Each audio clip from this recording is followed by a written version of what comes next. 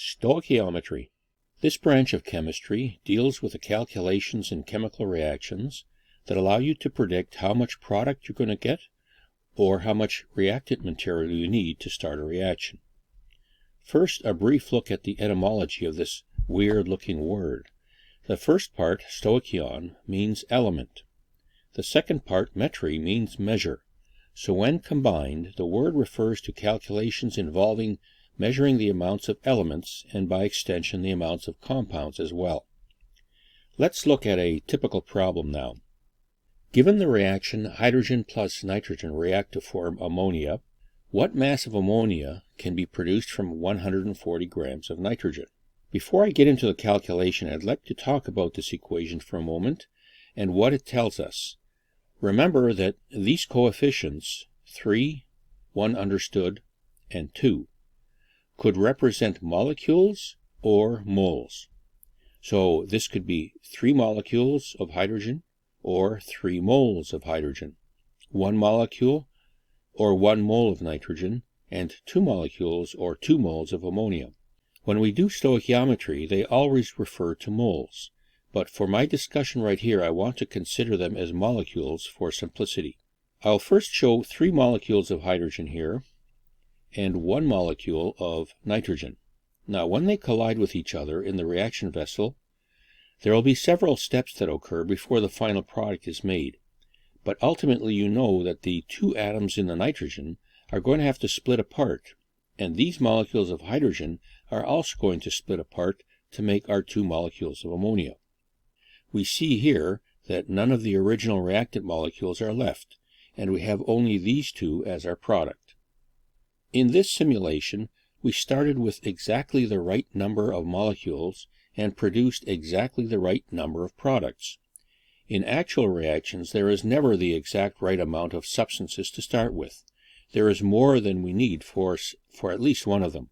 Suppose we had extra hydrogen like this. Would this affect how much product we would get? No, because there is no more nitrogen available. And similarly, if we had extra nitrogen, that wouldn't affect our products because there is no more hydrogen around to react. In cases like this, we say there is an excess of that reactant. That excess simply coexists with the product in the reaction vessel. They will not affect those products or our calculations. Although I made the reactants disappear, this doesn't happen when we solve problems on paper. So let me put them back. Let's put the given information over the substances mentioned in the question. We'll put 140 grams over the nitrogen, and let X represent the amount of ammonia we're supposed to calculate. We normally don't go directly from grams to grams. We do it by way of the mole. So let's convert the 140 grams into moles. Now you know how to do that. You divide the mass by the molar mass, and that gives us the number of moles of nitrogen. Notice that for every 1 mole of nitrogen, the equation tells us we can produce a maximum of 2 moles of ammonia. No matter how many moles of nitrogen we have here, whatever fraction we have here, we can say that we can make double that amount for ammonia. So we can take this fraction and multiply it by 2 to give us the number of moles of ammonia. I'm not turning this into a number. You could do this, but the main idea here is just to show that this ratio of 1 to 2, which we call the mole ratio, is being used. Once we get the number of moles of ammonia, we can then convert the moles back into grams for the final answer. So we are ready now to develop a general strategy for solving any kind of stoichiometry problem in 3 steps.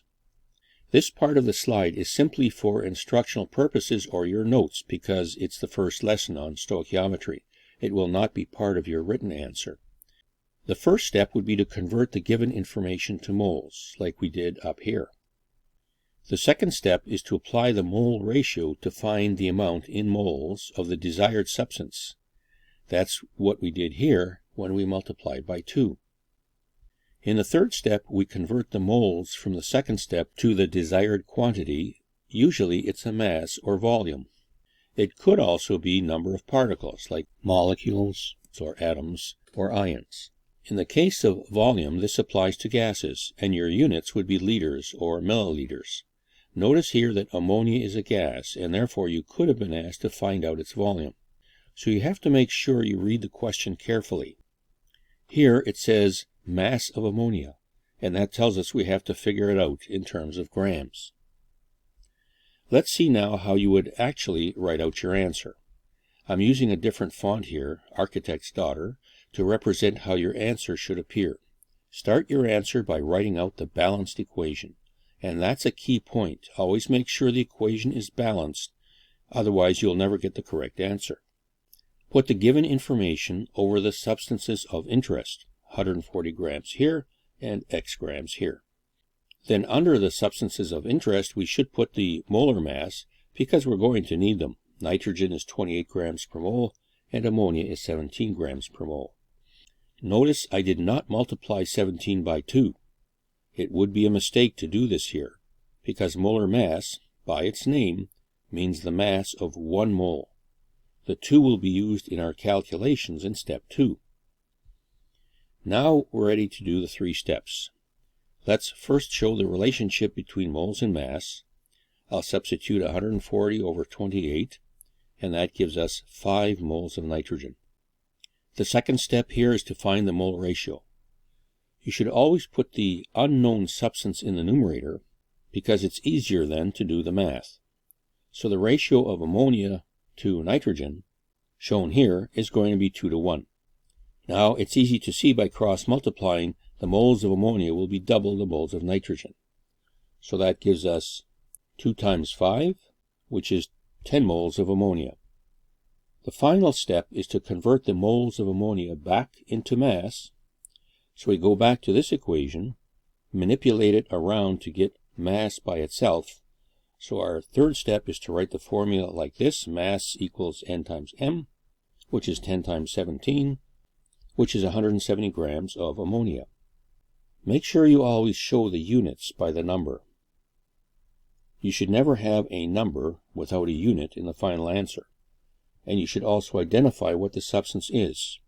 You can do it like this as a subscript, or like this, or at the end. That basically is how you do any stoichiometry problem.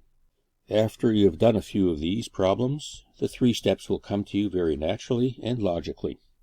You'll feel confident in solving any high school stoichiometry problem with this method. All that remains now is to do a practice problem.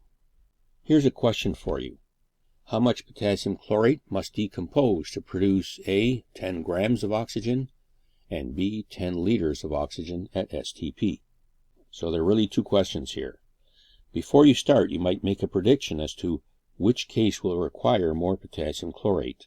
Remember that the decomposition of potassium chlorate produces potassium chloride and oxygen. Make sure the equation is balanced before you start. I'll show the answers now. If you didn't get them, here are the solutions. I'll do part A first.